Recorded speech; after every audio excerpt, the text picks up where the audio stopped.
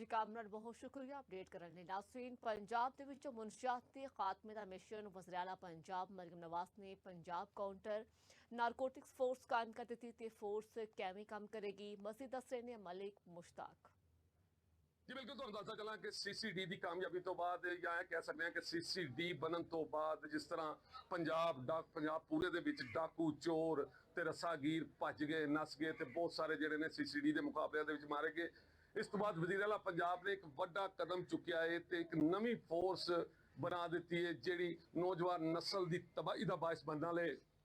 ਪੰਜਾਬ ਦੇ ਸੋਹਣੇ ਗੱਭਰੂ ਜਵਾਨਾਂ ਦੀਆਂ ਹੱਡੀਆਂ ਦੇ ਵਿੱਚ ਗੰਦ ਪਾਉਣ ਵਾਲੇ ਉਹ ਲੋਕ ਜਿਹੜੇ ਮਨਸ਼ਿਆਤ ਫਰੋਸ਼ ਨੇ ਉਹਨਾਂ ਨੂੰ ਫੜਿਆ ਜਾਏਗਾ। ਇੱਕ ਗੱਲ ਤੁਹਾਨੂੰ ਅਹਿਮ ਦੱਸਦਾ ਚੱਲਾਂ ਕਿ ਪੂਰੇ ਪੰਜਾਬ ਦੇ ਥਾਣਿਆਂ ਦਾ ਡਾਟਾ ਤਿਆਰ ਕੀਤਾ ਜਾ ਰਿਹਾ ਕਿ ਕਿਹੜੇ ਥਾਣੇ ਕਿਹੜੇ ਇਲਾਕੇ ਦੇ ਵਿੱਚ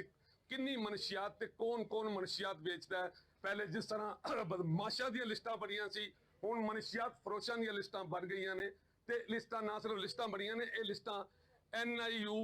यानी कि पंजाब काउंटर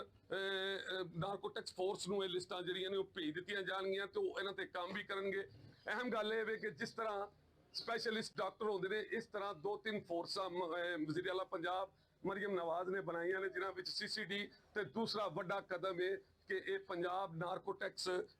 ਫੋਰਸ ਜਿਹੜੀ ਬਣਾਤੀ ਗਈ ਹੈ ਇਹ ਹੁਣ ਕੰਮ ਕਰੇਗੀ ਤੇ ਇਹ ਮਨਸ਼ਿਆਤ ਫਰੋਸ਼ਾਂ ਨੂੰ ਫੜੇਗੀ। ਜੀ